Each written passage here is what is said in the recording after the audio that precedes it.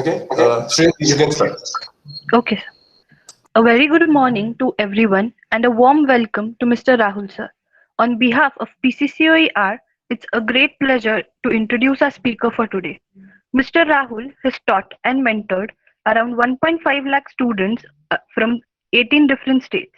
He has 8 plus years of experience in teaching mathematics to students with different educational backgrounds.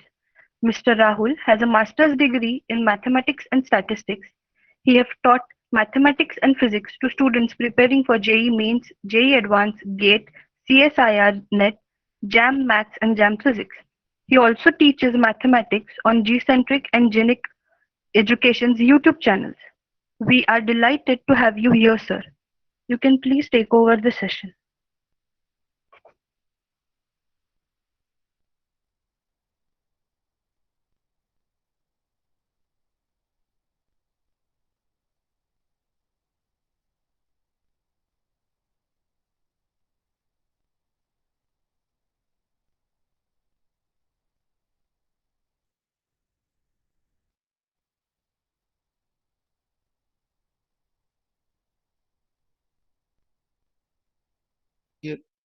अभी आ रही है आवाज audio audio Yes, sir.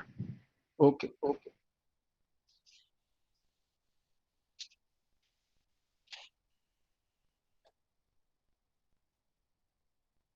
देख रहा हूँ एक second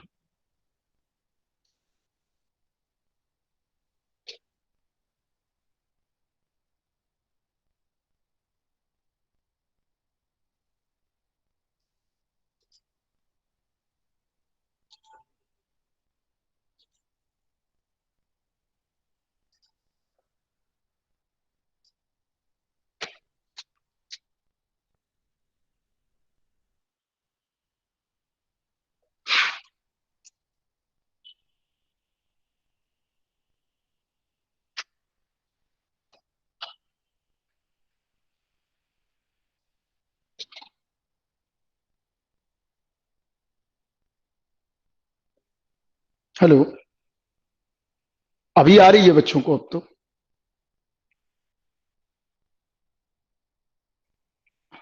yes sir okay okay आवाज आ रही है ओके ओके चलिए मैं स्टार्ट करता हूँ माई सेल्फ राहुल और मेरी 8 इयर्स की जर्नी है मैथमेटिक्स टीचिंग की अराउंड 2 और 3 लाख स्टूडेंट्स के अराउंड मैंने जिंदगी में ऑफलाइन में टीच किया हुआ है तो आप लोगों को बताता हूं कि इंजीनियरिंग में मैथमेटिक्स को कैसे पढ़ना है कैसे हमें प्लान करना है किस तरह से प्लान करना है और मैथमेटिक्स जो है बहुत बड़ा बैकबोन है राइट क्लियर क्या बैकबोन है यहाँ पे देखते हैं तो यहाँ समझते हैं कि मैथ्स में आपको क्या क्या पढ़ना होगा इंजीनियरिंग में किसी भी ब्रांच में आप रहोगे तो इंजीनियरिंग में सबसे ज्यादा इंपॉर्टेंट जो है वो मैथमेटिक्स है लेकिन हम लोग रोल इस चीज को समझते नहीं है क्योंकि हम लोग क्या करते हैं मैथ्स को ऐसे ही पढ़ते हैं जिस तरह से सवाल सॉल्विंग हो गया प्रॉब्लम सॉल्व हो गई हमारा काम हो गया हमें थ्योरेटिकल चीजों पे भी बहुत जोर देना है कि थ्योरेटिकल कमांड कैसे होना चाहिए चीजों पर और हमें चीजों के मतलब अगर पता नहीं है तो बार बार क्या करेंगे हम कि मैथ्स में भी वही चीज रट रहे हैं और फिर जाके टेक्निकल सब्जेक्ट्स में भी वही चीजें करने लगेंगे तो हम किस ढंग से मैथमेटिक्स की फाउंडेशन रखें क्या तरीका होना चाहिए आप लोग ध्यान से बस सुनिए और पैनिक मत होइए आप लोगों को क्या स्ट्रेटजी रखनी है मैथमेटिक्स पढ़ने की कि इंजीनियरिंग में आपको अगर आप इलेक्ट्रॉनिक्स हैं या इलेक्ट्रिकल हैं या मैकेनिकल हैं या किसी भी चीज को आप अगर कैरी ऑन कर रहे हैं तो आपको क्या क्या चीजों को पढ़ने की जरूरत है तो यहां देखते हैं सबसे पहले तो आपको देखना है कि मैथमेटिक्स का सिलेबस जो है आपके फर्स्ट सेमेस्टर सेकंड सेमेस्टर और थर्ड सेमेस्टर में आप पढ़ते हैं पूरा जिसमें आप मैथमेटिक्स में आपको क्या क्या मिलेगा आप पहले पढ़ेंगे लीनियर अलजेब्रा जो कि बहुत इंपॉर्टेंट है जो कि आपके लिए इतना ज्यादा यूजफुल है अगर इस चैप्टर को आप अच्छे तरीके से अभी हम देखेंगे कुछ बेसिक फंडामेंटल चीजें पहले हम एक बार थोड़ा सिलेबस पर और सारी चीजों पर नजर बना लें तो ज्यादा बेहतर है और आप लोग जो है ना यहाँ पर देखिए लीनियर अलजेब्रा जब हम पढ़ेंगे तो लीनियर अलजेब्रा में हम मैट्रिक्स पढ़ते हैं मैट्रिक्स हम कर लेते हैं काम ए इनवर्स कैसे निकालना है एडजॉइंट कैसे निकालना है ये सारी चीजें जानते जरूर है लेकिन इनके साथ इनके फिजिकल एप्लीकेशन इनकी क्या इंपॉर्टेंस है इंजीनियरिंग में क्या वैल्यू करते हैं ये चीजें हम नहीं सीखते हैं तो उन चीजों को हम कैसे सीखें किस तरीके से हम एग्जाम के लिए भी प्रिपेयर हो जाएं और हमारा थ्योरेटिकल कमांड भी हो जाए, तो उस चीज को ज्यादा हमें देखना जरूरी है। तो लीनियर अलजेब्रा में हम लोग देखने वाले हैं, जैसे कई सारी चीजें देखेंगे, मैट्रिक्स क्या होता है, या मैट्रिक्स के अलावा आप कैलकुलर आइगन वैल्यूज क्या होती हैं, आइगन वेक्टर्स क्या होते हैं, तो ये सारी चीजें किस तरह से हमें हेल्पफुल होंगी साबित, वो हम देखेंगे लीनियर अलजेब्रा में। और लीनियर अलजेब्रा में अगर आप चीजें देखें तो हम लोगों ने सारी चीजें पढ़ी हुई हैं। सबसे पहले तो हमने पढ़ा हुआ है डिटरमिनेंट ऑफ मैट्रिक्स। ये सेशन जिस चीज का है मैं उस चीज पे फोकस करना चाहूंगा, determinant of a matrix, right. और आपको ध्यान से पढ़ना है क्योंकि कंपटीशन बहुत ज्यादा है और मोटिवेशन आपके लिए बहुत इंपॉर्टेंट है। क्यों? क्योंकि आप लोग काम से बहुत ज्यादा डेविएट होते रहते हैं, क्योंकि अननेसेसरी की सोशल मीडिया, फोन एक्टिविटी या इस तरह का माहौल क्रिएट हो जाता है। क्योंकि बहुत ज्यादा जब आप कॉम्पिटिटिव माहौल में रहते हो तो अपने आप को मोटिवेट करना बहुत इंपॉर्टेंट है, राइट। तो देखो लीनियर अलजेब्रा में अगर मैं डिटरमिनेंट ऑफ मैट्रिक्स की बात करूं तो देखो हम ट्रिक से इसको कैसे निकालने की कोशिश कर सकते हैं।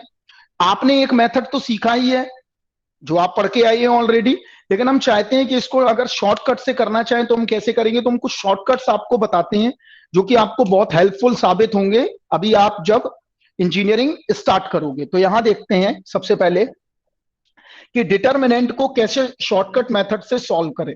तो अगर मान लीजिए हमारे पास 3x3 का मैट्रिक्स है, राइट, 3x3 का मैट्रिक्स है, और अगर 3x3 का मैट्रिक्स हमारे पास है, इसका मतलब ये हुआ मैट्रिक्स क्या होगा, A11, A12, A13, A21, A22, A23, A31, A32, A33, और ये 3x3 का कोई एक मैट्रिक्स है, राइट, क्लियर।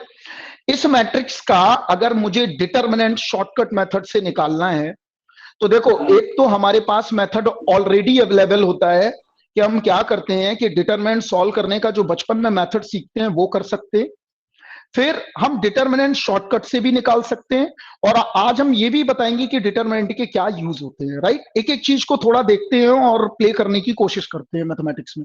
तो हमारे पास ये कोई मैट्रिक्स आ गया, राइट, इसका मैंने क्या किया, डिटरमिनेंट निकालना चाहता हूं। तो डिटरमिनेंट क्या होता है, मॉड ए बराबर क्या आएगा, A11, A12, A13, A21, A22, A23, A31, A32, A33 is a 3x3 matrix. कोई भी जनरली मैं एक मैट्रिक्स ले लेता हूं, A इक्विवेलेंट टू 1 2 -1 0 2 1 1 3 2, ये मैट्रिक्स है, राइट, क्लियर। अब इस मैट्रिक्स का मुझे डिटरमिनेंट निकालना है शॉर्टकट मेथड से, राइट। तो देखो यहां पर हो सकता है ये शॉर्टकट मेथड तुम्हें अभी ये लगे कि सर ये जो मेथड आप बता रहे हो इससे बेटर तो मैं पहले वाला अपना कर सकता हूं। ऑब्वियसली तुमको पहले वाला इसलिए अच्छा लगेगा क्योंकि उसके साथ तुम क्या हो, एज यूजुअल हो और रेगुलर उसकी प्रैक्टिस में हो। तो वो प्रैक्टिस की वजह से तुम्हें हो सकता है ये नया मेथड टफ लगे, लेकिन टफ नहीं है, ये ज्यादा आसान है कंपेयर टू अपने प्रीवियस मेथड से। तो देखो कैसे करेंगे हम, यहां पर समझ सकते हैं। यहां पर देखो इसको बोलते हैं हम रो, दिस इज कॉल्ड अ रो। रो का मतलब हो गया this is a horizontal component and this is a vertical component, C1 C2 C3, clear. तो मैं कैसे करूंगा, यहां पर देखिए 1 2 -1 ऐसे लिख लो, 0 2 1 1 3 2। आज मैं आपको सिर्फ ट्रिक्स बताता हूं कुछ जो आपके लिए बहुत हेल्पफुल होंगी। मैं क्या करूं अब, ये जो मैंने सारी मैट्रिक्स लिखी हुई है, इस मैट्रिक्स को मैं क्या करूं, इस मैट्रिक्स में जो दो स्टार्टिंग के कॉलम्स हैं उनको क्या कर दूं, रिपीट कर दूं। ये जो दो कॉलम्स देख रहे हो यहां ध्यान से समझते जाना, दो कॉलम्स, ये 2 कॉलम्स। आप लोगों में पेशेंस आजकल बच्चों में कम है तो यहां थोड़ा ध्यान से देखना और पेशेंस बनाए रखना है। ये जो 2 कॉलम्स हैं आपके, राइट, ये जो 2 कॉलम्स हैं इनको क्या कर दें, हम रिपीट कर दें। तो 1 0 1 2 2 3, ये रिपीट कर दिए मैंने। बस अब इसका आंसर निकालना है। देखो आंसर क्या आएगा यहां समझते हैं। तो आंसर क्या मिलेगा हमें, यहां देख लेते हैं। इसका मल्टीप्लाई, इसका मल्टीप्लाई, इसका मल्टीप्लाई, ये माइनस टाइम, इज क्लियर। और ये multiply It's not visible. Not visible, Not visible, sir. Is a visible और not? Sir, left side not visible. Sir, shift your camera little bit left. Okay okay, अरे wait one जो guys mobile पे देख रहे हैं उसको horizontal करो। दिखाई देगा, कैमरा विजिबल है इसमें। चलिए कोई नहीं, यहाँ देखिए, जो गाइस मोबाइल पे देख रहे हैं वो हॉरिजॉन्टल करो मोबाइल को। मोबाइल को हॉरिजॉन्टल कर लो, क्योंकि कैमरे की सेटिंग बिल्कुल परफेक्ट लगी हुई है। अभी इस पे It क्लास is नहीं चल visible. रही। You have to change orientation of your mobile. Visible और not? Yes sir, yes sir. Yes, sir. Okay okay, चलिए देखिए, अब यहाँ पर पैनिक मत होइए, कोई बात नहीं, यहाँ पर देखिए अभी आएगा समझ में। यहाँ देखिए, तो हमने ये माइनस कर दिया और ये प्लस लेना है, ये वाला मल्टीप्लाई करके। तो बस अब आंसर निकालते हैं। देखो, ये अगर 2 मल्टीप्लाई 0 मल्टीप्लाई 2, तो ये तो 0 हो गया, और वो भी माइनस टाइम, हटा दो। ये क्या हुआ? -3। ये क्या हुआ? +2, राइट? माइनस माइनस प्लस हो जाएगा। अब ये कर दो, -3 -0, ये क्या आ गया? +2, ये क्या आ गया? +4। तो आंसर क्या मिला? -3 + 8 बराबर कितना आ गया? 5। क्लियर है इतना बात? तो हमेशा याद रखो किस तरह से अप्रोच करना है। आपको क्या करना है, आपने मैट्रिक्स लिखा, मैट्रिक्स लिखने के बाद स्टार्टिंग के 2 कॉलम्स रिपीट किए, राइट? और यहां से हमने माइनस में मल्टीप्लाई कर दिया और इस तरफ हमने प्लस में मल्टीप्लाई कर दिया, और माइनस और प्लस के हमने एडिशन को ऐड करके या माइनस करके लिखा, तो वो कितना आ गया आंसर इसका? -5। ये बहुत ही शॉर्टकट मेथड है, अगर इसकी प्रैक्टिस करोगे तो ज्यादा बेहतर है कंपेयर टू आपके ओरिजिनल मेथड से। क्लियर है इतना बात? एक और चीज देखते हैं लीनियर अलजेब्रा में, सभी बच्चों को एडजॉइंट निकालने में बहुत ही दिक्कत होती है, राइट? तो हम एडजॉइंट को कैसे शॉर्टकट मेथड से या ट्रिक से हम निकाल सकते हैं चीजों को, वो देखते हैं, राइट? तो यहां देखिए, अगर मान लेते हैं मेरे पास एक कोई मैट्रिक्स आ गया, यहां देखिए 1 0 -1 2 -1 3 5 1 2, this is a 3 cross 3 matrix. अब इसके एडजॉइंट के लिए बच्चे क्या करते हैं? एडजॉइंट का प्रोसेस क्या होता था, अगर आप लोग याद करेंगे, अगर हम लोग पढ़ते थे तो पहले कोफैक्टर्स निकालते थे, कोफैक्टर्स के बाद क्या करते थे, उसमें साइन स्कीम लगाते थे, प्लस माइनस, बहुत लंबा प्रोसेस होता था। साइन स्कीम के बाद उसका ट्रांसपोज करते थे हम, राइट? क्लियर? तो इज अ वेरी लॉन्ग और बहुत ही हेक्टिक प्रोसेस है कि अगर कहीं इंजीनियरिंग में इनवर्स की बात अगर कह दी जाए तो एडजॉइंट अगर हमें शॉर्टकट और पता चल जाए तो मैं क्या करूंगा, ए इनवर्स भी निकाल सकता हूं। तो एडजॉइंट बहुत ही इंपॉर्टेंट है।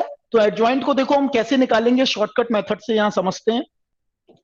इसको मैंने ले लिया R1, इसको ले लिया मैंने R2 और इसको ले लिया मैंने R3। क्लियर है इतना बात? तो मैथ्स बहुत आसान है, अच्छे ढंग से अगर हम करेंगे तो इजीली हम कर पाएंगे और इसके मतलब भी जानेंगे।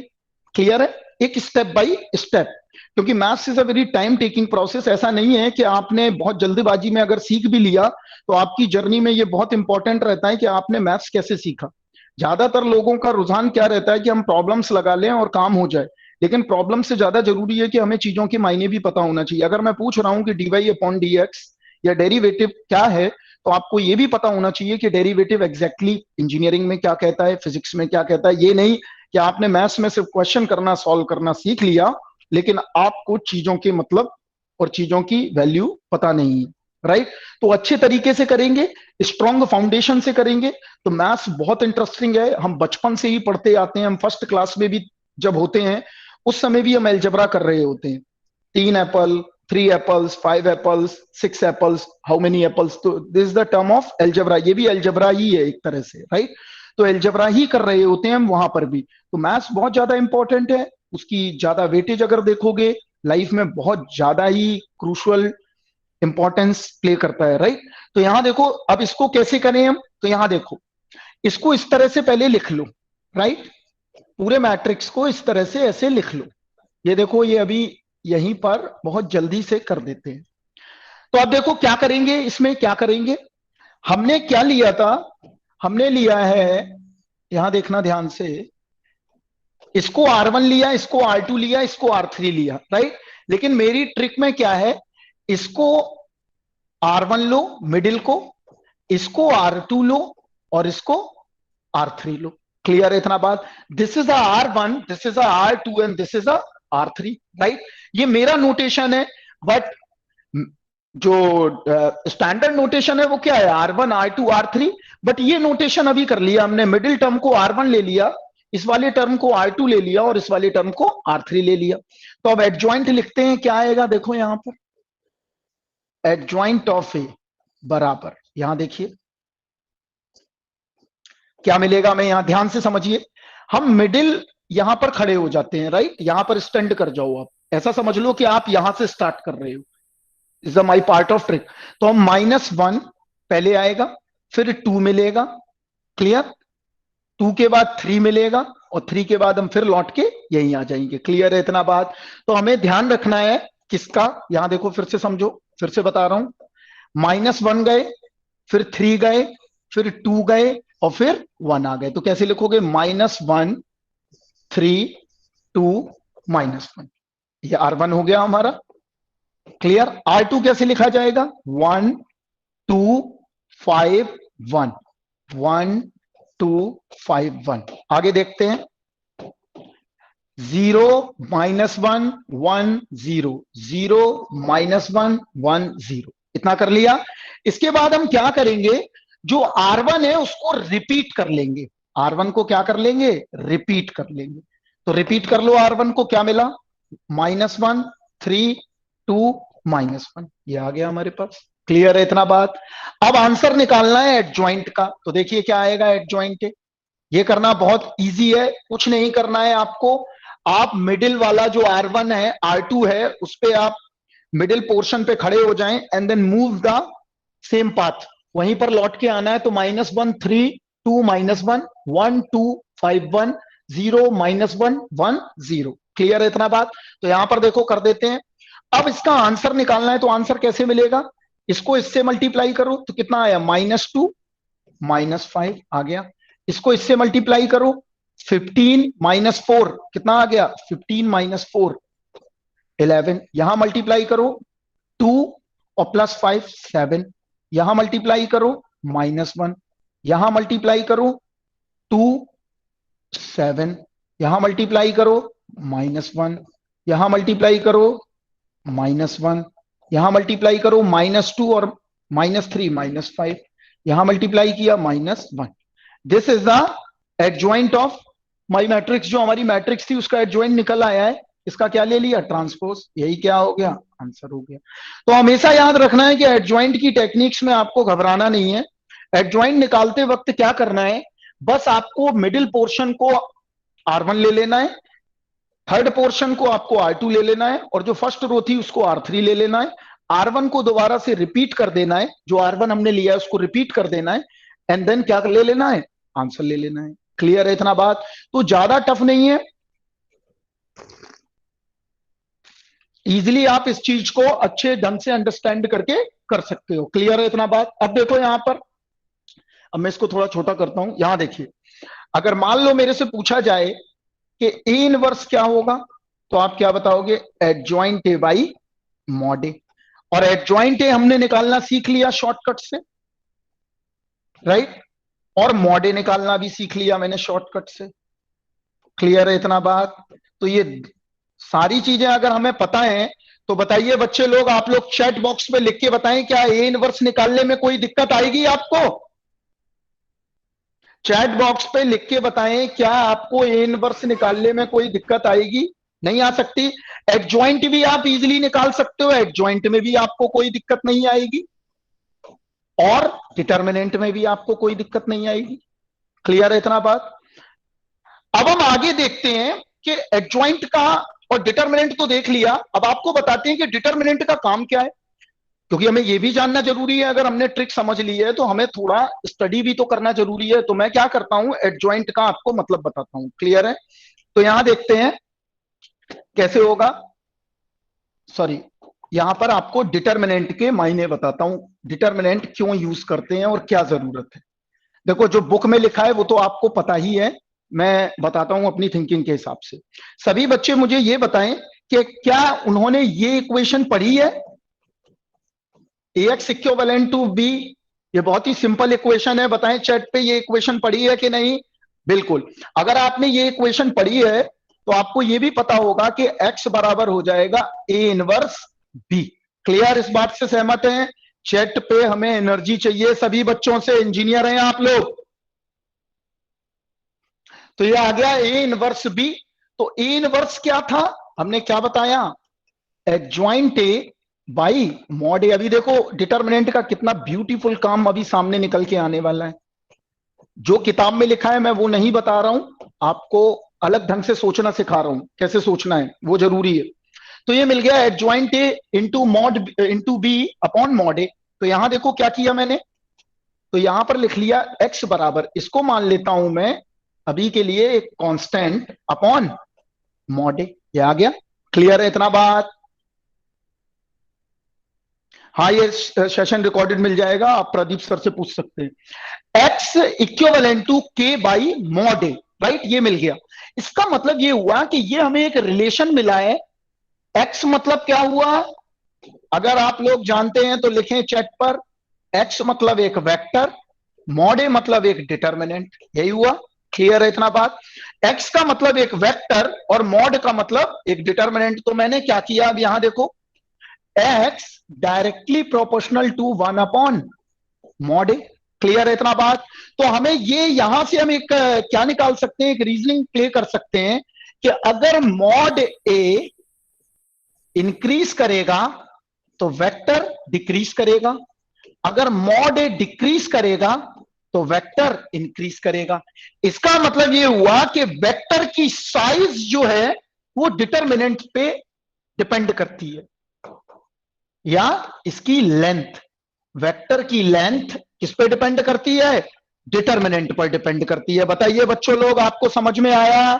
ये वाला जो रिलेशन लिखा है x directly proportional to 1 upon mod a, that's a meanings कि मॉड ए अगर ज्यादा होगा तो x कम हो जाएगा, और अगर मॉड ए कम होगा तो x ज्यादा हो जाएगा।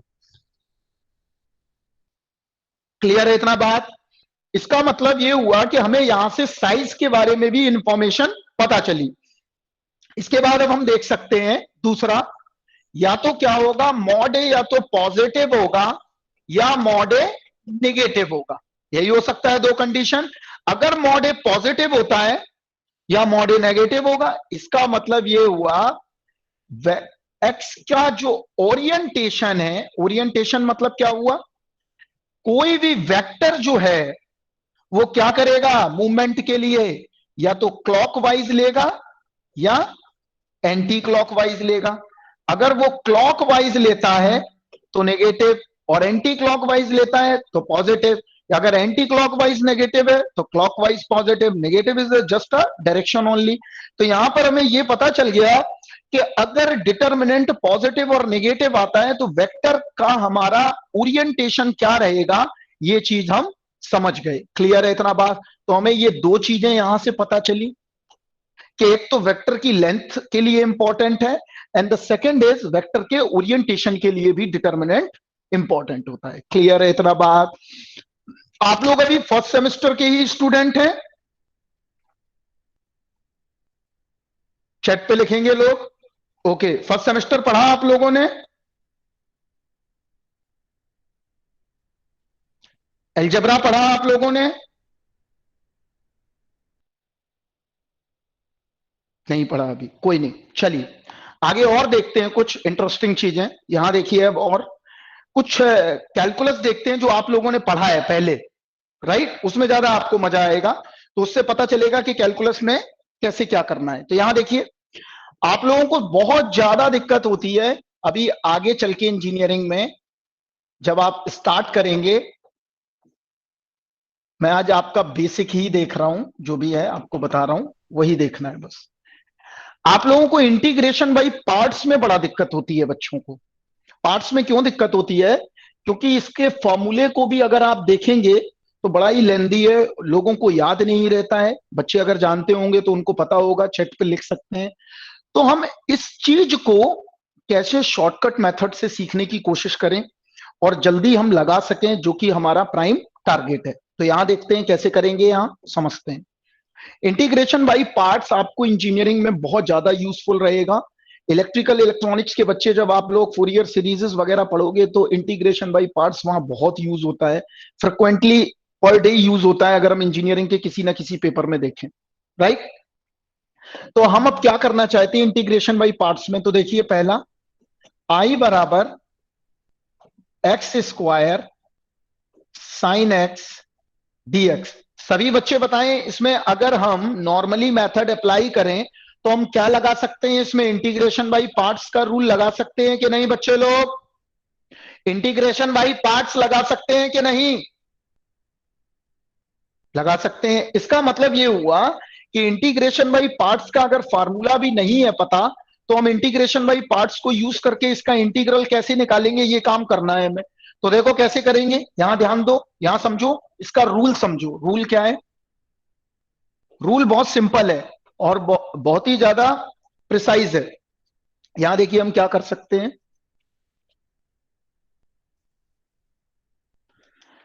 Sir easy but partial fraction is hard. Partial fraction भी बता देंगे, आइलेट वगैरह नहीं मानना है, कुछ नहीं करना है। यहां देखो कैसे करना है, यहां दिमाग से समझना है और मुझे चैट बॉक्स पे जब समझ जाओ तो सभी लोगों का रिस्पांस चाहिए यहां से। तो यहां देखो कैसे करोगे, यहां समझ लेते हैं। हमारी ट्रिक में जो ट्रिक है इसकी में एक चीज की रेस्ट्रिक्शंस है, वो क्या है कि वन फंक्शन इज एलजेब्राइक। एक फंक्शन एटलीस्ट क्या होना चाहिए, एलजेब्राइक होना चाहिए। एलजेब्राइक का मतलब क्या हुआ, x square x cube, clear, या कांस्टेंट फंक्शन हो गया। तो एक फंक्शन हमारा एलजेब्राइक होना चाहिए। तो जब एलजेब्राइक होगा तभी हम ये ट्रिक अप्लाई करेंगे, और जब एलजेब्राइक नहीं होगा तब कैसे लगाएंगे वो नेक्स्ट ट्रिक में बताएंगे।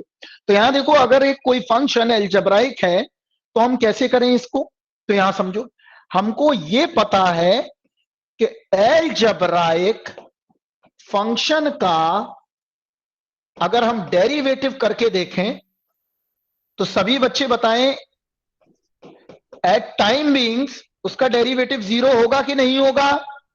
कुछ समय के बाद सभी बच्चे बताएं एलजेब्राइक फंक्शन का डेरिवेटिव 0 होगा या नहीं होगा? मुझे रिस्पांस मात्र 10 से 15 मिल रहे हैं और बच्चे क्या कर रहे हैं? क्या हो गया, डेरिवेटिव क्या होगा, 0 होगा। इसका मतलब ये हुआ हमें एलजेब्राइक फंक्शन का डेरिवेटिव लेना है और जो अदर फंक्शन बचा है उसका इंटीग्रल लेना है। तो ये हो गया हमारा क्या, एक्स स्क्वायर को ऐसे लिख लो, साइन एक्स को ऐसे लिख लो। ये क्या हो गया हमारा, इसका डिफरेंशिएशन कर दो और इसका क्या कर दो, इंटीग्रेशन कर दो। क्लियर है बात? जिसका डिफरेंशिएशन करना है वो एलजेब्राइक फंक्शन है। तो कैसे करेंगे, देखो यहां पर अब ध्यान से, एक्स स्क्वायर का डेरिवेटिव 2x, 2x का डेरिवेटिव 2 और 2 का डेरिवेटिव 0। यहीं पर अब हम स्टॉप कर जाएंगे जहां पर 0 आ गया है, क्योंकि आगे ले जाना बेवकूफी है, नहीं ले जा सकते। साइन एक्स का minus cos x, minus sine x और प्लस कॉस एक्स। इतना पता होगा बच्चों को, मैं मान के चल रहा हूं, ये बेसिक डेरिवेटिव्स या बेसिक इंटीग्रल। तो कैसे करें अब देखो, यहां इसको इससे मल्टीप्लाई करना, इसको इससे मल्टीप्लाई करना, इसको इससे मल्टीप्लाई करना। This is plus, this is minus, this is plus. Clear है इतना बात? तो अब आंसर निकालते हैं। तो आंसर क्या होगा, देखो यहां पर ध्यान से समझना आंसर। यहां देखो आई इक्विवेलेंट टू क्या आया, minus x square cos x minus minus plus 2x sine x, और ये क्या आ गया, प्लस 2 cos x। जल्दी से बताइए इंटीग्रल मिल गया आंसर के नहीं मिल गया? ये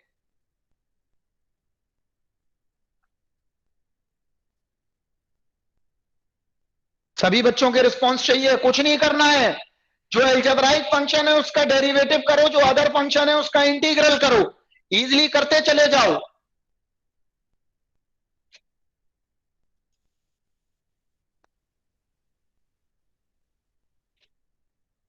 इजीली करते चले जाओ। अभी और देखते हैं इसी में, अभी और टफ भी देख लेते हैं। Right, clear? तो यहां पर देखो अब कैसे करेंगे, मान लो इसी की जगह हम ऐसा ले लें, आई इक्विवेलेंट टू एक्स स्क्वायर ई की पावर 3x dx। तो डोंट पैनिक, इसमें टाइम इतना बर्बाद नहीं करना है, इजीली कर सकते हैं। कैसे, देखो इसका डेरिवेटिव कर दो, इसका इंटीग्रल ले लो, क्लियर इतना बात। तो जिसका डेरिवेटिव करना है उसको यहां लिख लो, और जिसका इंटीग्रल लेना है उसको यहां लिख लो। तो जब डेरिवेटिव करोगे तो क्या हो गया, ये आ गया। जब इंटीग्रल करोगे तो क्या आ गया, ये आ गया। तो डेरिवेटिव करने के लिए क्या करें हम, देखो 2x, वही काम 2 0, ई की पावर 3x अपॉन 3, ई की पावर 3x अपॉन 9, ई की पावर 3x अपॉन 27। आ गया, क्लियर। अब क्या करें हम, यहां पर, यहां देखो plus minus and plus, clear है इतना बात। इसका मतलब ये हुआ कि अगर हमने ये काम कर दिया तो अब आंसर निकालना इजी है। तो आंसर क्या होगा, देखो सभी बच्चे बताना समझ में आया कि नहीं। एक्स स्क्वायर ई की power 3x upon 3 minus 2x ई की पावर 3x अपॉन 9 प्लस 2/27 ई की पावर 3x। क्लियर है इतना बात सभी बच्चों को। बहुत इजी है, कोई ज्यादा इतना दिमाग नहीं लगाना, और ये यूजफुल होगे जब आप सेमेस्टर स्टार्ट करोगे, जब आप वर्क करना शुरू करोगे तो बहुत जगह ये टेक्निक्स हमारी काम आएंगी। राइट, क्लियर है इतना बात। आगे बढ़ेंगे अब हम, क्लियर। अब देखते हैं कि अगर मान लो दोनों फंक्शंस जीरो नहीं हुए, या दोनों फंक्शंस ऐसे हैं जो अलजेब्राइक नहीं है, जैसे जो सबसे ज्यादा यूजफुल होती है इंजीनियरिंग में, केस 2 करके देखते हैं इसको। राइट, केस 2 में क्या है, देखिए यहां पर ध्यान से, बहुत इजी है। मान लो आ जाता है, दो फंक्शन के कॉम्बिनेशन देखते हैं, एक्सपोनेंशियल प्लस ट्रिग्नोमेट्रिक, और ट्रिग्नोमेट्रिक में भी मैं ले रहा हूं साइन और cos, because is a periodic function. Right, clear. तो साइन और कॉस ले लिया, और दो फंक्शंस के कॉम्बिनेशन है एक्सपोनेंशियल प्लस ट्रिग्नोमेट्रिक, और ट्रिग्नोमेट्रिक में भी क्या लेना है आप लोगों को, साइन और कॉस लेना है। क्लियर है। तो यहां देखो हम कैसे करेंगे, बहुत दिमाग से और ठंडे दिमाग से सोच के करना है। अगर तुम शायद याद करोगे 12th में, अगर आपकी जर्नी में, सभी बच्चे मुझे बताएंगे कहीं से भी पढ़े होंगे, किसी भी बोर्ड के होंगे कहीं पे, इसका इंटीग्रेशन जब हम एनसीईआरटी में 7 चैप्टर में करते थे तो याद आया तुम्हें कि इसको 2 बार करना पड़ता था। याद करो सभी बच्चे, मुझे चैट पे लिखे, इसको 2 बार करना पड़ता था। याद आया। तो हम इसको 2 बार करते हैं तो कम से कम स्टेप हमारे पास 7 या 8 स्टेप पहुंच जाते हैं, तो ये क्वेश्चन हो जाता है बड़ा। राइट, और आप लोगों को अगर याद हो, यहां देखो आप लोग, ये अभी आप लोग इनसे बहुत एनकाउंटर होने वाले हो, और सभी बच्चे बताइए, ये इंटीग्रल से आपका इंजीनियरिंग में बहुत बार आपका क्या होने वाला है, एनकाउंटर होने वाला है। ई की power ax sine bx, A B solver, don't worry, अभी मैं बताता हूं आपको लॉग, टेंशन मत लीजिए। ई की पावर ax साइन bx और ई की पावर ax cos bx, पहले इसको करके देखते हैं। Right, don't panic. तो हम कैसे करेंगे, देखो ई की पावर x साइन x और cos x को, यहां देखो, इसको करने के लिए हमें क्या याद रखना है, देखो रूल क्या याद रखना है, कि जो पीरियोडिक फंक्शन है, जो पीरियोडिक फंक्शन है, मतलब सीधे मैं बात ही लिख देता हूं, साइन और कॉस, इसका क्या करेंगे हम, इंटीग्रेशन करेंगे। इसका क्या करेंगे, इंटीग्रेशन करेंगे। क्लियर है इतना बात। जो फंक्शन पीरियोडिक है उसका इंटीग्रेशन करेंगे, एंड द अदर फंक्शंस का क्या करेंगे, डेरिवेटिव करेंगे। जो अदर फंक्शन होगा, और अदर फंक्शन में कोई अदर तो हो नहीं सकता है, सिंपल है, क्या होगा, ई की पावर एक्स, उसका क्या करेंगे, डिफरेंशिएशन करेंगे। क्लियर है इतना बात। तो देखिए आप कैसे करेंगे इसको, यहां दिमाग से और ध्यान से समझिए। यहां देखते हैं क्या करना है और क्या नहीं करना है, यहां पर दिमाग से समझते हैं। तो हम ई की पावर एक्स को ऐसे ही लिख लें, और साइन एक्स को मैंने ऐसे लिख लिया। राइट, बहुत ही एकदम कंसंट्रेशन अब लूज मत करना, यहां दिमाग यहां पर होना चाहिए, कंसंट्रेशन बिल्कुल लूज मत करना। यहां देखो, इसका करेंगे डिफरेंशिएशन और इसका करेंगे इंटीग्रेशन। राइट, क्लियर है? जिसका डिफरेंशिएशन करेंगे ई की पावर एक्स साइन एक्स का माइनस कॉस एक्स और माइनस साइन एक्स। इतनी बात बच्चों लोग आपको समझ में आ गई? क्लियर है इतना बात? सभी बच्चे लोग चैट पे थोड़ा एनर्जी दिखा दिया करें। क्लियर? इतना बात अगर समझ में आ गई है तो अब यहीं पर रुक जाएंगे हम। कहां पर रुकेंगे? इस जगह पर। और जहां पर रुकेंगे, ये क्यों रुके हम? क्योंकि ये हमें क्या मिल गया? रिपीट हो गया। और ये 100% कंफर्म है, साइन और कॉस क्या होते जाएंगे? आपस में रिपीट होंगे वन स्टेप के बाद। तो यहीं पर रोक देंगे। आंसर लिखते हैं अब डायरेक्ट। क्या आएगा देखिए, आई इक्विवेलेंट।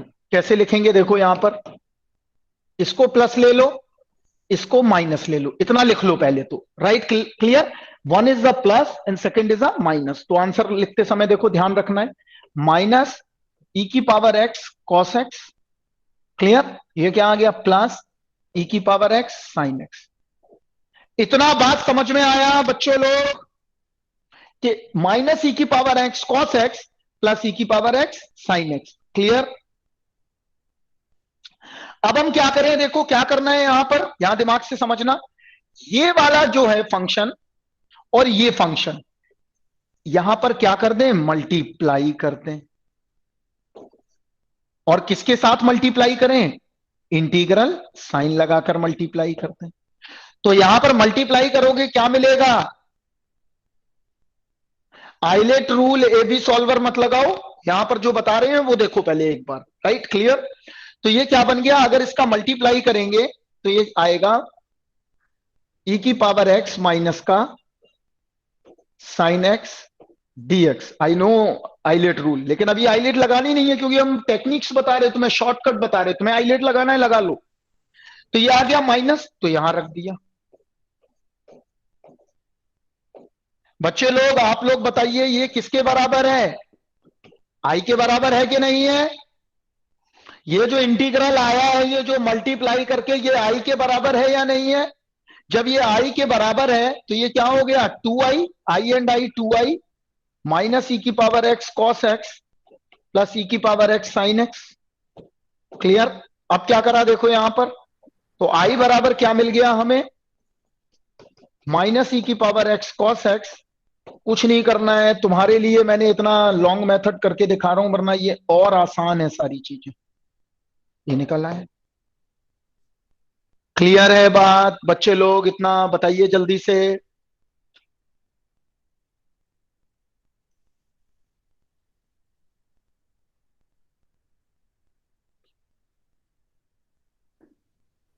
क्लियर? तो हमने कुछ नहीं किया है, हमने बस आंसर, इसी चीज को हम एक बार और देखते हैं करके, तब आगे बढ़ेंगे। राइट? तो देखिए एक क्वेश्चन और देख लेते हैं इसी में। आई इक्विवेलेंट टू ई की power 2x cos x dx, ये करना है। राइट? तो यहां देखो रूल वही लगाएंगे, वही लॉजिक लगाएंगे। तो क्या लॉजिक है हमारे पास? बहुत सिंपलेस्ट लॉजिक है। क्या लगाएं? ई की पावर 2x का डेरिवेटिव करना है और आई इसका क्या करना है? इंटीग्रल लेना है। तो यहां देखिए बस करना शुरू कर दें।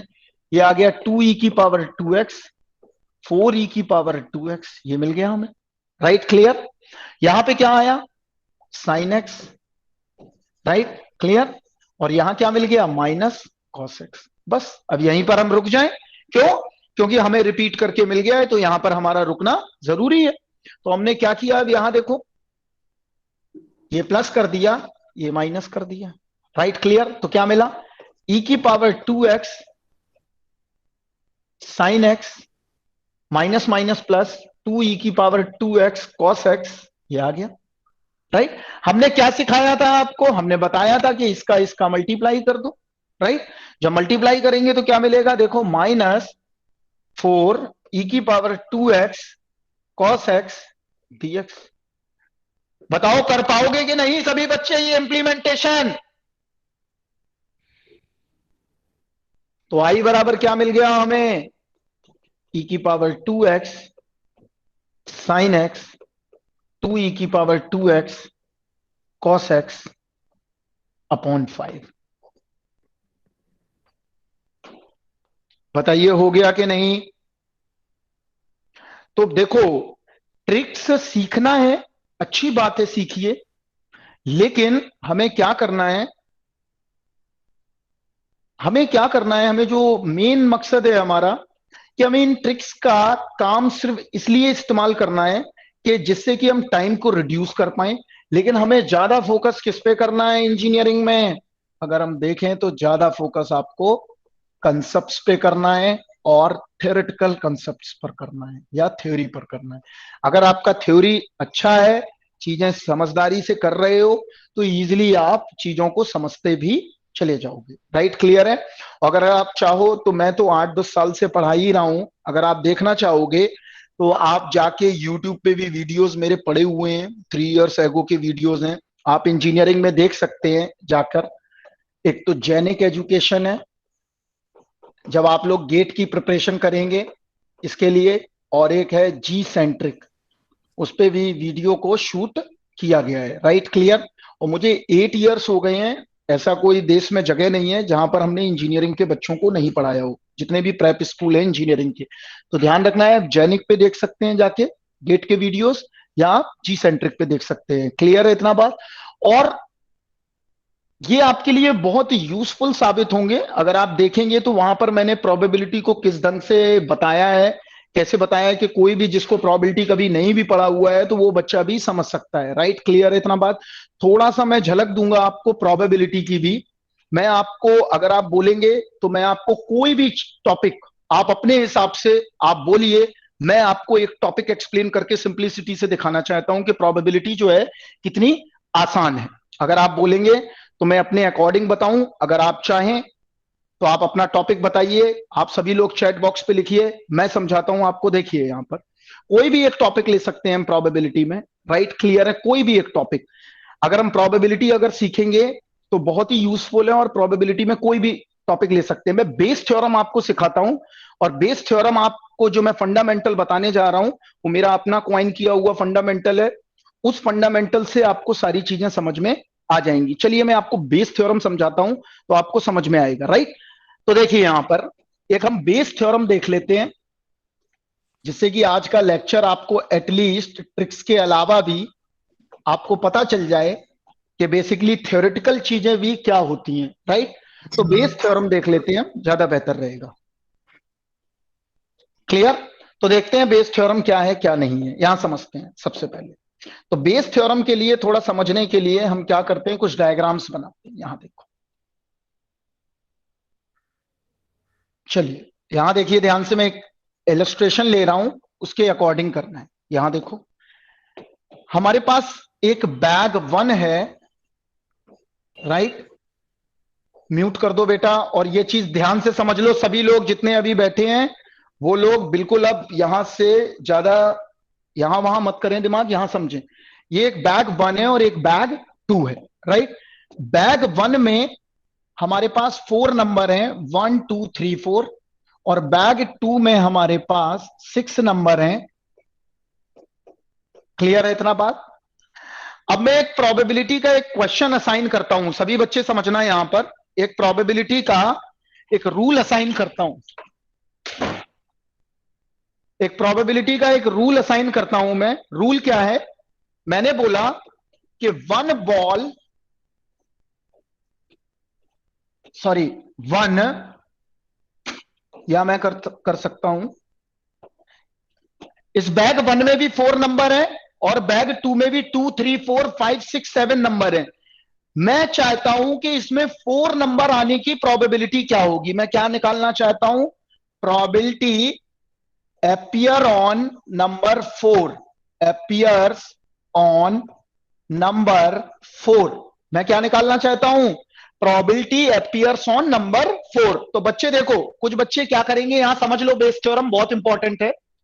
देखो एक लॉजिकली अगर मैं करके देखूं तो कैसे होगा, यहां पे पहले ये काम को समझ लेते हैं। राइट, तो लॉजिकली करने के लिए मुझे क्या करना पड़ेगा? मैं सबसे पहले क्या करूंगा, बैग को चूज करूंगा। या तो बैग 1 से भी हो सकता है, बैग 2 से भी हो सकता है, यहां समझना अभी बात।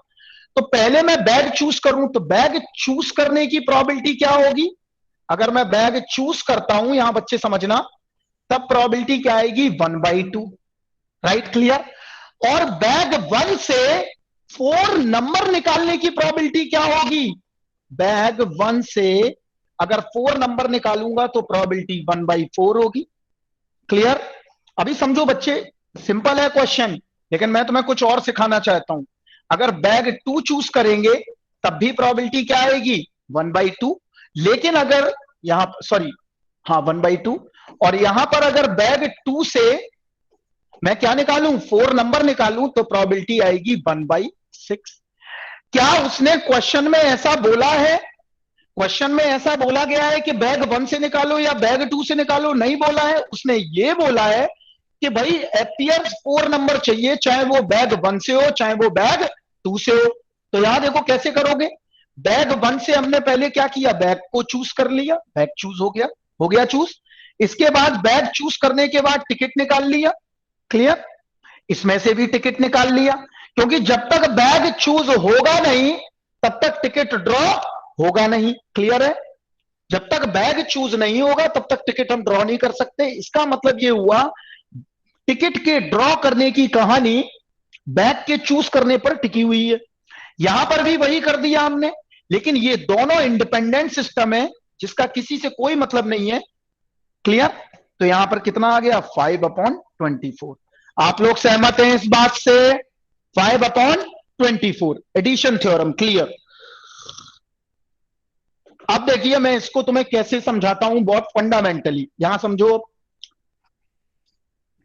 बच्चे, एक बात बताओ, इसी चीज को अगर मैं एक डायग्राम से करके देखता हूं, मैं अपना डायग्राम बनाता हूं। यहां देखो अभी तुम्हें चीजें दिखने लगेंगी अपने आप। ये तो मैंने एक शॉर्टकट बता दिया। अब देखो इसके पीछे की रीजनिंग। यहां देखो, ये जो मैं वर्क डायग्राम बना रहा हूं ये मेरा खुद का क्रिएट किया हुआ डायग्राम है। यहां देखो, कोई भी बेस थ्योरम का क्वेश्चन या कुछ भी आ जाए, प्रोबेबिलिटी तो हम ऐसे हैंडल कर सकते हैं। देखना यहां पर, समझना अभी बात को। अभी इसके लिए जनरलाइज करूंगा मैं रूल को। यहां देखो, यहां समझना आप बात को ध्यान से। यहां से मैंने स्टार्ट किया। क्लियर? सभी बच्चे यहां रिस्पॉन्स करें। हमारे पास कितनी इवेंट हैं? एक बैग 1 की इवेंट है और एक बैग 2 की इवेंट है। क्लियर है इतना बात? तो ये लिख लिया मैंने, बैग 1 की इवेंट है और ये मेरे पास बैग 2 की इवेंट है। क्लियर है इतना बात? और दोनों बैग से हमें एक ही चीज निकालनी है, वो क्या है? Ticket on number 4। Ticket on number 4। Clear है इतना बात? ये करना है हमें, करना है कि नहीं करना है? इसका मतलब ये हुआ, यहां देखो, अगर मैं डायग्राम से बना के देखूं तो ये क्या बना? बैग 1 का 1/2। ये क्या बना? 1/2। बैग 1 चूज करना है, टिकट 4 आना चाहिए, 1/4।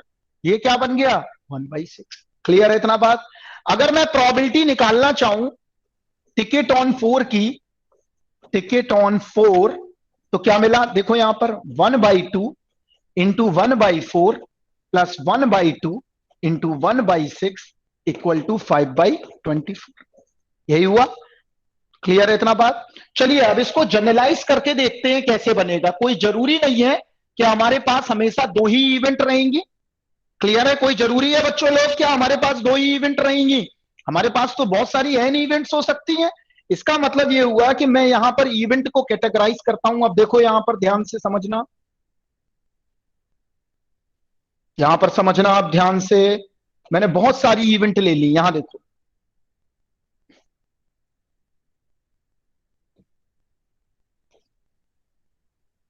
कुछ सीख के ही जाओगे यहां पे, तो ध्यान से यहां पर पेशेंस लूज मत करो, बस यहां समझते जाओ।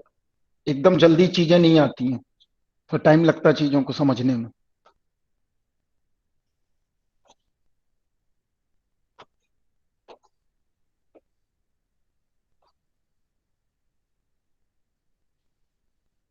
क्लियर? यहां देखो ध्यान से, यहां समझना आप।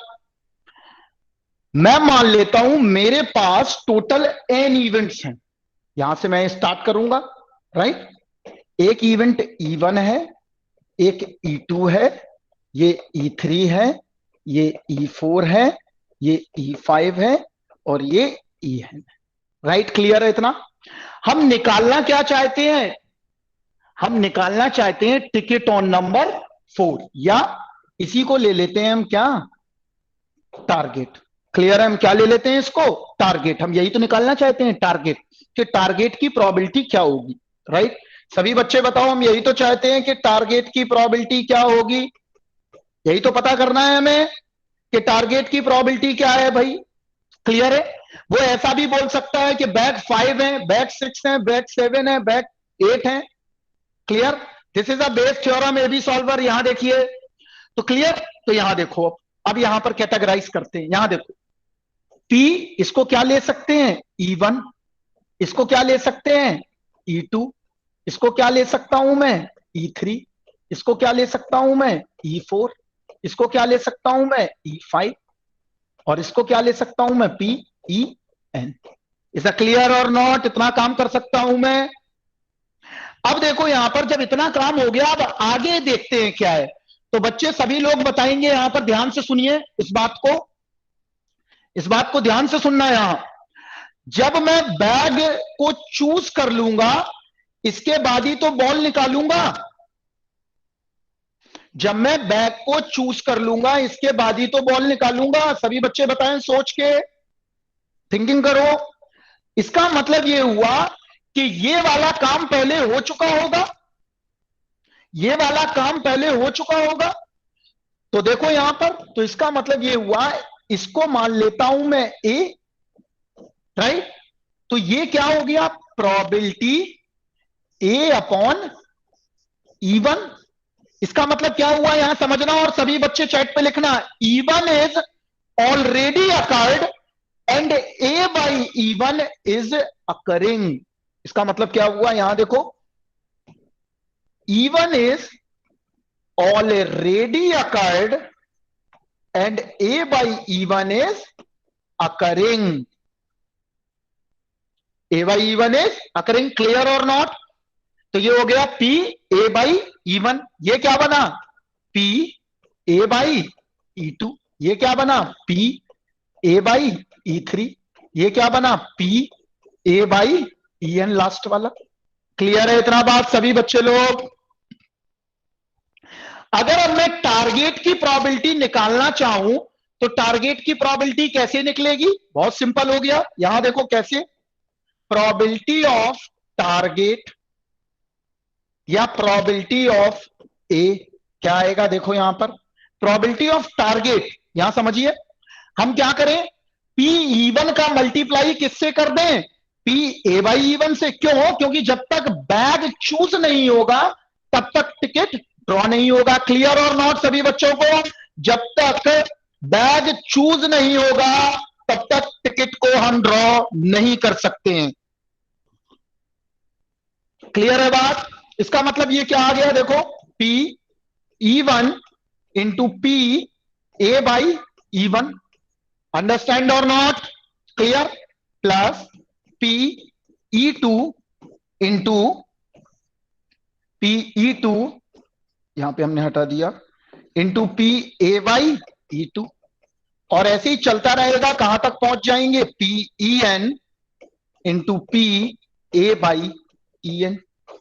कंफर्म और नॉट सभी बच्चे बताएं कि यही तो हमारी क्या है, probability addition theorem for dependent events. Probability addition theorem.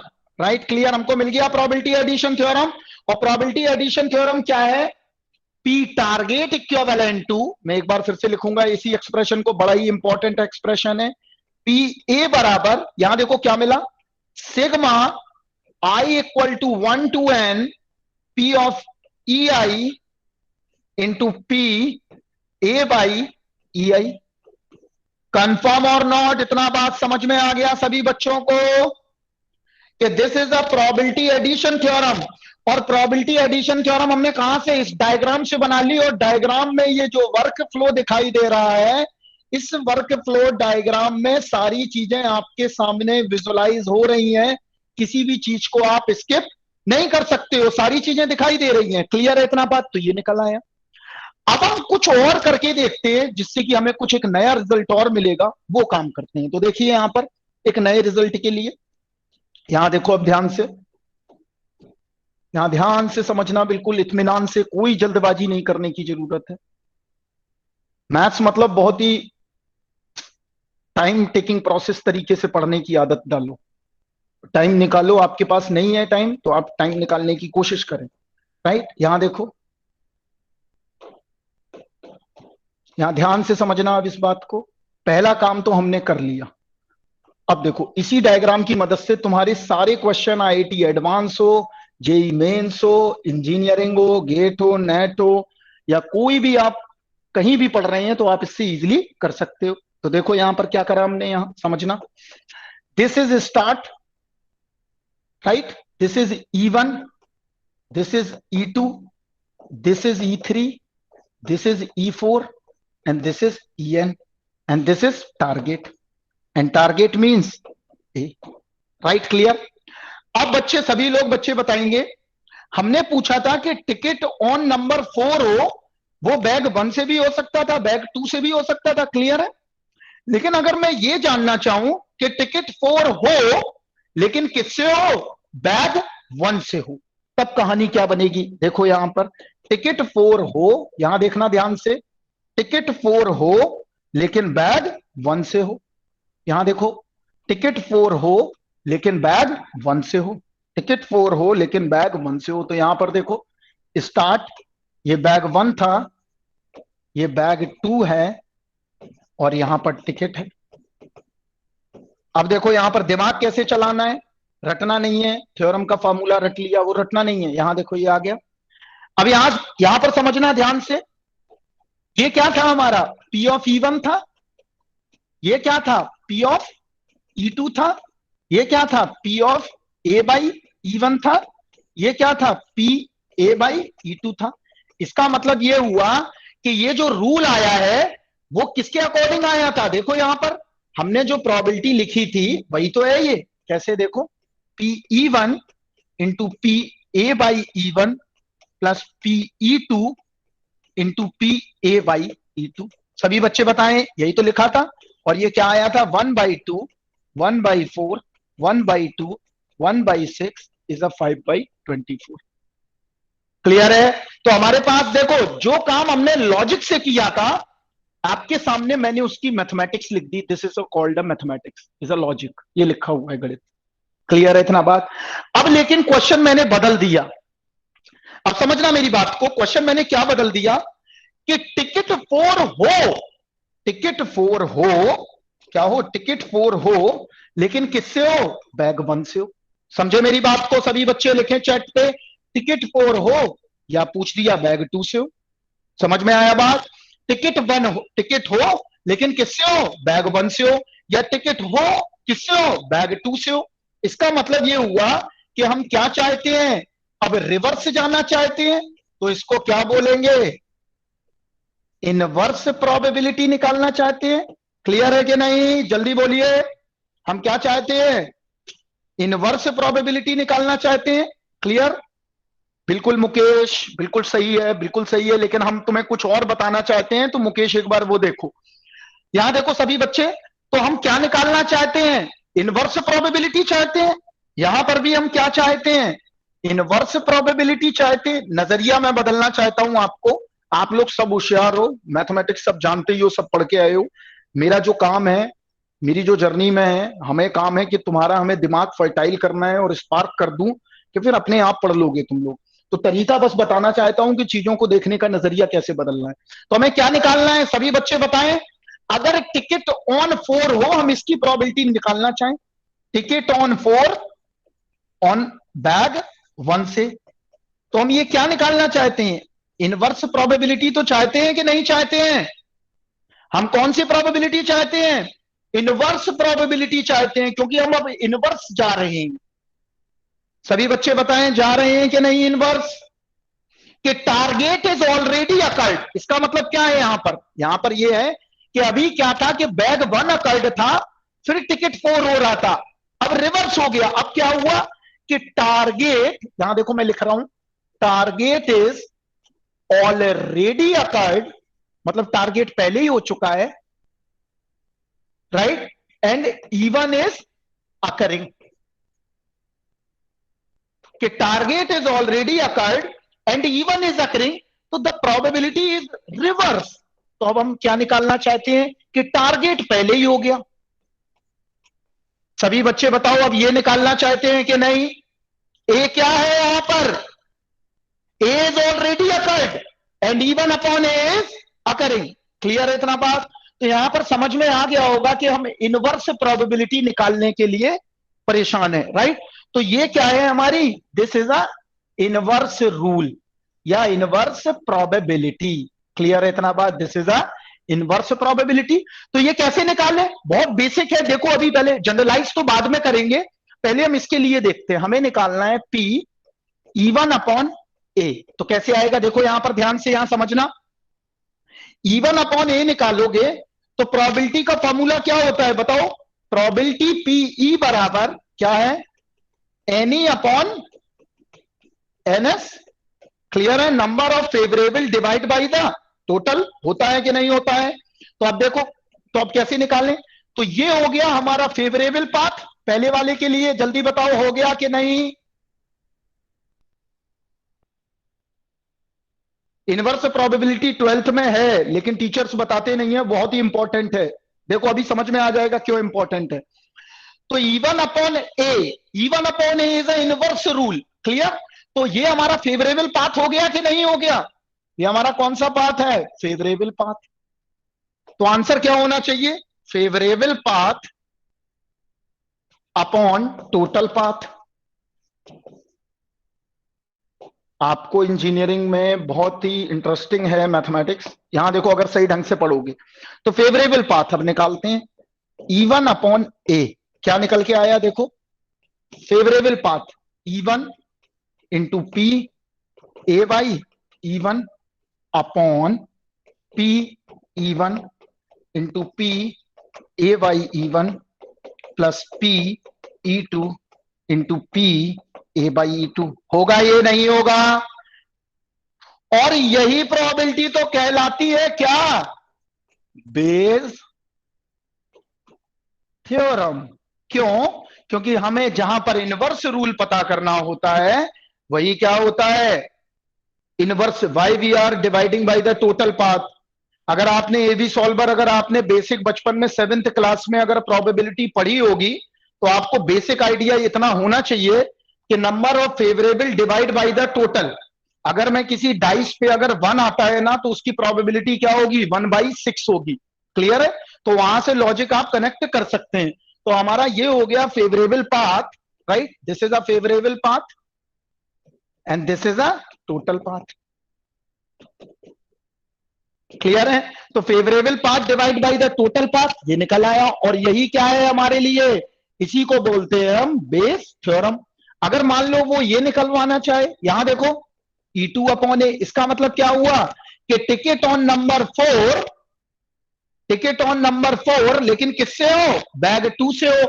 और जब बैग 2 से होगा तो फेवरेबल पाथ बच्चों बताओ क्या हो जाएगा? बैग 2 वाला फेवरेबल पाथ हो जाएगा। इसका मतलब ये हुआ कि अब प्रोबेबिलिटी क्या हो गई? P, यहां देखो E2 into P A by E2 upon P of E1 into P of A by E1 plus P of E2 into P of A by E2। Are you understand और not? एक धमाकेदार response चाहिए हमें सभी से, जल्दी बोलिए। ये आ गया, राइट? तो यहां पर देखो, यहां से निकाल लेंगे हम। अगर हमें निकालना है P E1 अपॉन A तो प्रोबेबिलिटी ले लो। यहां देखो कैलकुलेट करके देख लो क्या आ रहा है? 1/2 इंटू 1/4 अपॉन टोटल कितना आया था? 5/24। तो ये निकल आई 3/5। और P E2 बाई E क्या, A क्या आ जाएगा? 1/2 इंटू 1/6 अपॉन 5/24। ये भी निकल आई 2/5। तो ये दोनों जो प्रोबेबिलिटी आई है ये कैसी प्रोबेबिलिटी है? इनवर्स प्रोबेबिलिटी है। इसका मतलब ये हुआ कि ये इनवर्स प्रोबेबिलिटी के रूल को ही हम क्या बोलते हैं? बेस थ्योरम बोलते हैं। तो अब चलो बेस थ्योरम तो हम समझ गए। तो अब इसके लिए फार्मूला डिसाइड कर लें, एक फार्मूला बनाते हैं। तो फार्मूला कैसे बनेगा? देखो यहां पर बना लेते हैं यहीं से। यहां देखो कैसे बनाएंगे। This is P of E1 formula बनाओ। अब तुम्हें रटना कुछ नहीं है, P ऑफ E3, मैथ्स को रटा नहीं जाता है कभी भी। ये होगा, क्लियर है? यहां क्या आएगा बोलो? P A by E1, P A by E2, P A by EN, यही होगा। तो अब देखो रूल बना देते हैं। हमें क्या पता करना है कि target is already occurred, target is already occurred and E1 is occurring, this is called a Bayes theorem rule. तो अब इसका फॉर्मूला क्या बनेगा देखो यहां पर, P E I upon A। ये समझ में आया कि नहीं? ये सिंबल जल्दी बोलो, P E I upon A, कि target is already occurred, E1 is occurring, E2 is occurring, E3 is occurring, E4 is occurring and EN is occurring. जल्दी बताओ सभी बच्चे कि P E I upon A समझ में आया? चलो, तो अब क्या होगा? Favourable path. तो फेवरेबल पाथ क्या होगा? P E I upon P A by E I। और इनमें कंफ्यूज मत होना, डिवाइड वाले में कुछ नहीं है, ये सिंबल है बस मैथ्स के, कि E1 is already occurred and A by E1 is occurring. Clear? इसका मतलब क्या हुआ कि A is already occurred and EI upon A is occurring, या E1 upon A is occurring, या E2 upon A is occurring. Divide by sigma I बराबर 1 to N P EI, सबका क्या कर दो? सम कर दो। तो शायद 12th का तुम्हें फार्मूला अभी याद आ गया होगा, इसी को क्या बोलते हैं हम? Bayes theorem. सभी बच्चे बताएं याद आया कि नहीं? This is a Bayes theorem. Clear? Right? या में क्या निकल आया हमारा? Bayes theorem. अब कोई भी क्वेश्चन है इस डायग्राम में, वर्क फ्लो में रखो और इजिली खटाखट करके बताते चले जाओ। क्लियर है इतना बात? तो बहुत ज्यादा टफ नहीं है मैथमेटिक्स, अच्छे ढंग से आप पढ़ें। अगर आप मेरे वीडियो की हेल्प लेना चाहें तो प्रोबेबिलिटी पड़ी हुई है उसमें, आप उसको देख सकते हैं। अगर कोई भी और मेरी हेल्प मैथमेटिक्स में आपको लाइफ में लगे तो मैं अपनी ईमेल आईडी आपको दे दूंगा, आप उस पर कोई भी चीज को कंसल्ट कर सकते हैं। क्लियर है इतना बात? मैं अपनी पहले ईमेल आईडी लिख देता हूं, राहुल मैथमेटिक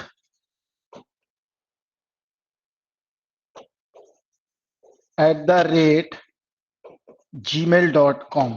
क्लियर है इतना बात?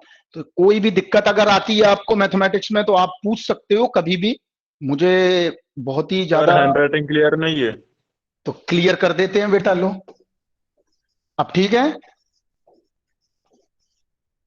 अब तो दिखाई दे रहा है कि नहीं? हाँ। ठीक है, लिख लो।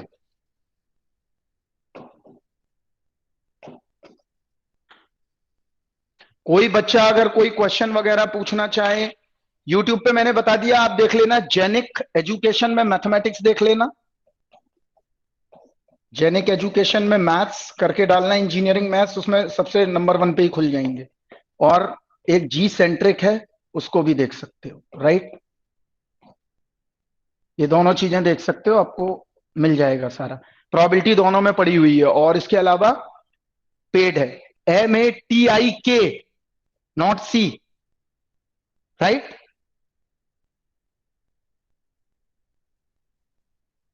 TIK is a German word, TIK। Permutation combination की बेटा जरूरत देखो अभी आपको नहीं पड़ेगी, इंजीनियरिंग में तो नहीं पढ़ाया जाएगा आपको, समझ लो। अभी पूछना चाहे जो बच्चा कुछ भी पूछ सकता है। प्रोबेबिलिटी के लिए आपको थोड़ा जरूरत पड़ती है परमुटेशन कॉम्बिनेशन की, वैसे कोई जरूरत आपको नहीं पड़ेगी अभी। क्लियर है इतना बात? आगे पूछिए और कुछ पूछना चाहें तो। कॉनिक सेक्शन की भी कोई जरूरत नहीं पड़ेगी आपको, फंडामेंटल बेसिक अगर क्लियर है तो कॉनिक सेक्शन हो जाएगा। 3D ज्योमेट्री नो, आपका बेसिक पता हो इंजीनियरिंग में आपका नहीं है? नहीं, लाइंस वगैरह नहीं, बिल्कुल नहीं। आगे पूछिए और। हेलो, हाँ प्रदीप सर हैं।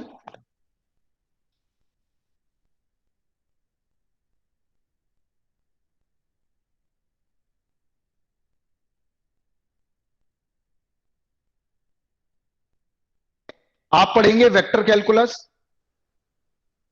क्लियर? हाँ, डिफरेंशियल इक्वेशन बहुत होगा इंजीनियरिंग में, बहुत ज्यादा है, क्योंकि बहुत ही फंडामेंटल टॉपिक है डिफरेंशियल इक्वेशन। डेफिनेट इंटीग्रल होगा, सीक्वेंस सीरीज होगा, सब होगा, ये सारी चीजें होंगी। कोई दिक्कत नहीं है पाटिल जी, और पूछिए। बाइनोमियल थ्योरम यूज आएगा, आप लोग उसको एक बार पढ़ सकते हो, कहीं कहीं पर बाइनोमियल एक्सपेंशन करना होगा इंजीनियरिंग में, राइट? तो इतना काम कर सकते हो। और बहुत ही इंजॉय और फन और थ्रिल के साथ मैथमेटिक्स पढ़ो, आप एकदम बहुत बोर होके गणित मत पढ़िए। बाइनोमियल थ्योरम बिल्कुल है, बाइनोमियल डिस्ट्रीब्यूशन है पूरा, वो आपको यूट्यूब पे मेरा मिल जाएगा, डोंट वरी, डोंट पैनिक। और बोलिए।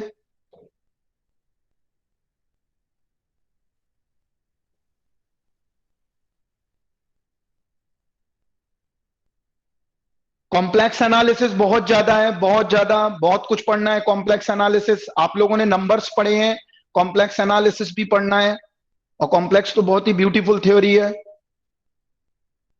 हेलो, हाँ सर, क्या करूं?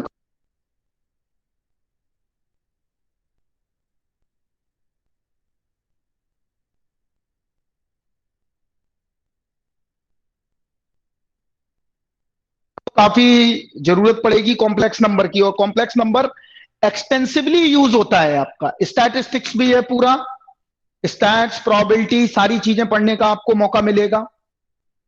और कोई पूछना चाहे बता दे, कुछ भी पूछना चाहे तो मैं बता सकता हूं उसको। कोई मैथमेटिक्स से रिलेटेड क्वेरी हो, बात कर सकते हैं हम, कोई दिक्कत नहीं है, आप पूछ सकते हैं। Discrete mathematics only for computer science, Lagrange theorem भी आप पढ़ोगे, कोरिलेशन, रिग्रेशन, सारी चीजें मिलेंगी आपको। Discrete maths only computer science, logic gates होगा बिल्कुल, इलेक्ट्रिकल इलेक्ट्रॉनिक्स के बच्चे लॉजिक गेट पढ़ेंगे, सारी चीजें। इलेक्ट्रिकल इलेक्ट्रॉनिक्स के बच्चे लॉजिक गेट पढ़ने वाले हैं। और पूछिए आप लोग। कंटिन्यूटी, डिफरेंशियबिलिटी, ये सारी चीजें होंगी, 2 डायमेंशनल में भी पढ़ोगे, अभी तक आपने 1D में ही पढ़ा था। गेट की अगर आप प्रिपरेशन करते हैं, गेट की अगर प्रिपरेशन आप कर रहे हैं, तो मैथ्स वहां पर बहुत हैवी वेटेज रहेगा, 15 मार्क्स का। अगर आगे फर्दर अगर आप जाते हैं तो मैथ्स तो वैसे इंजीनियरिंग में तो बहुत ही इंपॉर्टेंट है, आगे कोई भी एग्जाम देंगे तो आपको 20% जितना टेक्निकल पेपर्स का आपका वेटेज रहेगा, उससे ज्यादा वेटेज आपका किसका रहेगा? मैथमेटिक्स का रहेगा। तो बहुत ही इंपॉर्टेंट है और बहुत ज्यादा ही यूजफुल है, राइट? गणित अच्छी करना है। ऑल दोस टॉपिक्स नहीं मिलेंगे आपको। सिविल इंजीनियरिंग के मैथ्स में आपको सब कुछ पढ़ना है, जो मैकेनिकल में पढ़ना है और जो इलेक्ट्रिकल में पढ़ना है। Complex analysis, linear algebra, integral calculus. Yes, मैं टीच कर रहा हूं 8 साल से गेट सिलेबस को, तो आप देख सकते हैं, वहां पर आपको पता चल जाएगा। गेट बहुत ही ज्यादा यूजफुल एग्जाम है फॉर इंजीनियर्स। और पूछिए। और फंक्शन तो मिलेगा ही आपको, हर जगह ही है, हर जगह यूज होगा, आपके हर सब्जेक्ट में कहीं ना कहीं लगेगा।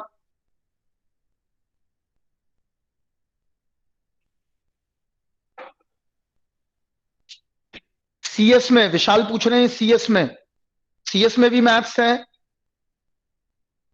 मुकेश पूछ रहे हैं बहुत ज्यादा, सभी जगह मैथ्स है, मैथ्स से आप बच नहीं सकते। आप या तो मैथ्स से हेट करते हो या प्रेम करते हो, ये हमें पता नहीं है। यू लव मैथ्स और यू हेट मैथ्स, वो है ही नहीं है। आप इग्नोर नहीं कर सकते, यू डोंट इग्नोर इट। हाँ बिल्कुल, टेलर सीरीज भी है। मैकेनिकल इंजीनियरिंग में कॉम्प्लेक्स एनालिसिस है, ट्रांसफॉर्म थ्योरी है, डिफरेंशियल इक्वेशन है, पार्शियल डिफरेंशियल इक्वेशंस हैं, न्यूमेरिकल मेथड्स हैं, सारी चीजें मिलेंगी आपको। पावर सीरीज है, स्पेशल फंक्शंस हैं, रोल्स थ्योरम, लैग्रांजे थ्योरम, ये बेसिक है, इनका आपको पढ़ने को थोड़ा बहुत मौका मिलेगा फर्स्ट सेमेस्टर में, बस। क्लियर?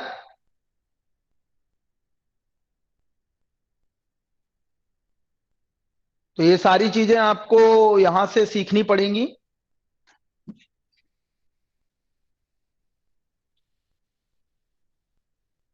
नहीं, अब मैं नहीं पढ़ाता हूं, अब मैं कुछ और सब्जेक्ट्स पढ़ाता हूं अभी, राइट? अभी मैं एमएससी फिजिक्स को पढ़ा रहा हूं अभी दिल्ली में। डबल डिफरेंशिएशन है, ट्रिपल डिफरेंशिएशन है, सब सारी चीजें हैं। फुल वेक्टर कैलकुलस है, वेक्टर कैलकुलस में Stokes theorem, Green's theorem, divergence theorem. Specially सभी बच्चों को मैं बोलूंगा कि वेक्टर कैलकुलस को थोड़ा अच्छे ढंग से पढ़ें। जब भी इंजीनियरिंग में शुरू हो तो यहां समझिए पढ़ने का तरीका मैथ्स में क्या रहेगा, पहले मैं वो आपको बता देता हूं एक बार। जब भी आप मैथ्स के टीचर से पढ़ना शुरू करें तो आप उससे प्रूफ पूछें कि भाई इसका प्रूफ कैसे होगा, ये थ्योरम आती क्यों है, या ये रूल क्यों आ रहा है, इसके पीछे का रीजन क्या है। तो मैथ्स में कोई चीज ऐसी नहीं है कि कोई उठा सुबह और उसने बना दिया, ऐसा नहीं है। Is a very constructive study और बहुत ही कंस्ट्रक्टिव लर्निंग है।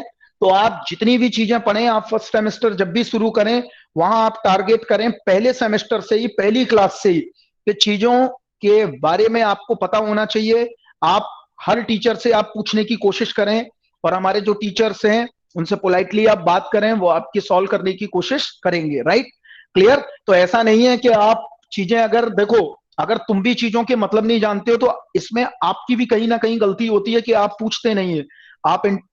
आप इंटरेक्टिव रहें, आप टॉकेटिव रहें, आप टीचर से पूछते रहिए, आप जानते रहिए। तो आपको मैथ्स में जब भी शुरू हो कि भाई मैट्रिक्स क्या है तो पता होना चाहिए। इसके अलावा मैट्रिक्स के अंदर जो नंबर रखे हुए हैं उनकी क्या मतलब है, वो कहां से आ रहे हैं, कैसे आ रहे हैं, वो क्या रिप्रेजेंट करते हैं, ये सारी चीजों के एग्जैक्ट रीजनिंग आप टीचर से पूछिए और सीखते रहिए। Right, clear. मैं इंजीनियरिंग में 2-3 किताबें आपको सजेस्ट कर देता हूं, आप इनको परचेज कर सकते हो पढ़ने के लिए। देखिए आपके जो कॉलेज में जो भी किताब है आप उससे पढ़ते रहिए। राइट, लेकिन मैं कुछ किताबें बता देता हूं। आप एक किताब ले लीजिए, एरविन क्राइजिग आती है इंजीनियरिंग मैथमेटिक्स की। Right, clear. एरविन क्राइजिग, ये इंजीनियरिंग मैथ्स की एक तो ये किताब ले सकते हैं आप। और इससे भी अच्छी बुक है माइकल, बहुत पुराने राइटर हैं ये, माइकल ग्रीनबर्ग। ये आपको ऑनलाइन मिल जाएगी, एडवांस इंजीनियरिंग मैथ्स। ये आपके तीनों सेमेस्टर में काम चला देगी। और सबसे बड़ी बात है इसमें थ्योरी भी बहुत ही अच्छी पकड़ दी गई है। Right, clear.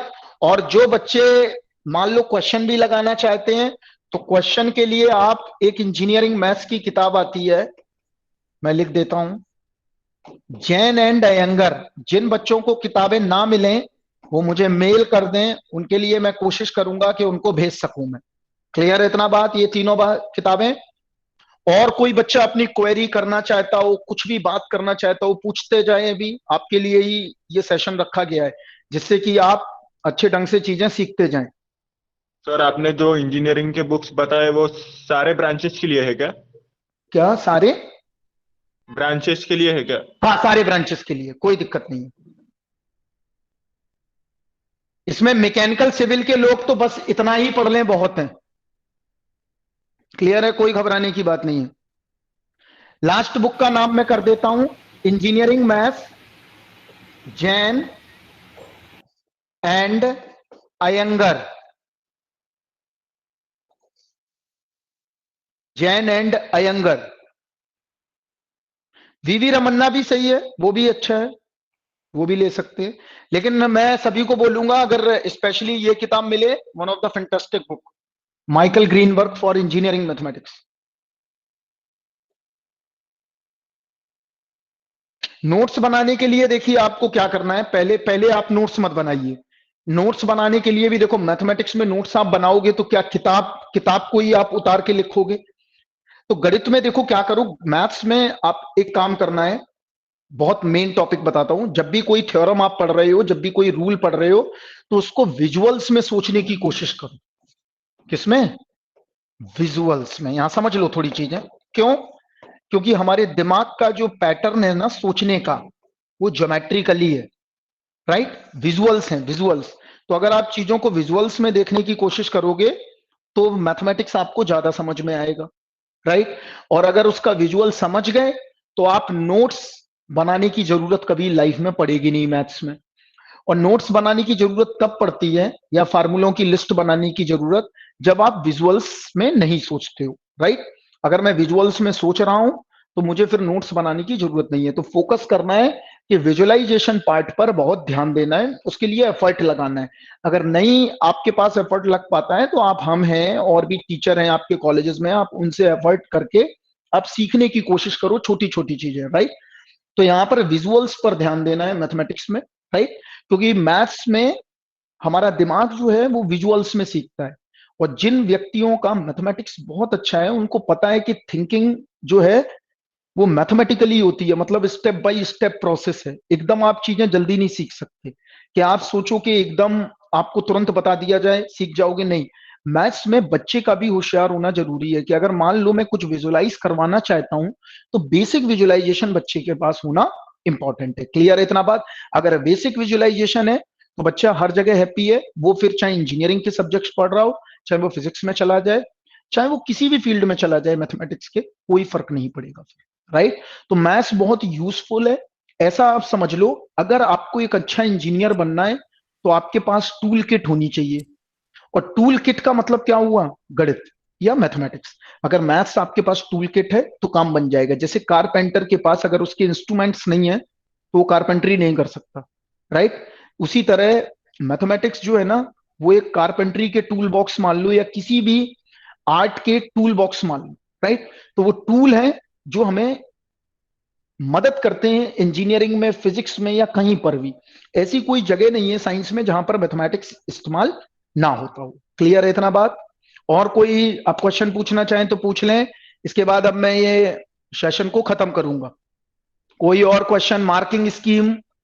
मार्किंग स्कीम ठीक होती है जैसी होनी चाहिए, ऐसा कुछ नहीं होता है कि आपको फेल कर दिया जाएगा। अगर आप करेंगे काम तो आपको जरूर सारी चीजें मिलेंगी। और कोई कुछ पूछना चाहता है तो पूछे, वरना मैं सेशन को फिनिश करूंगा।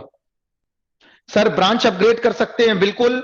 आप फर्स्ट ईयर में आप एक काम करिए, आप नंबर मार्क्स ज्यादा लेके आइए, आपकी ब्रांच अपग्रेड हो जाएगी। नमित, आपकी ब्रांच है कौन सी वैसे?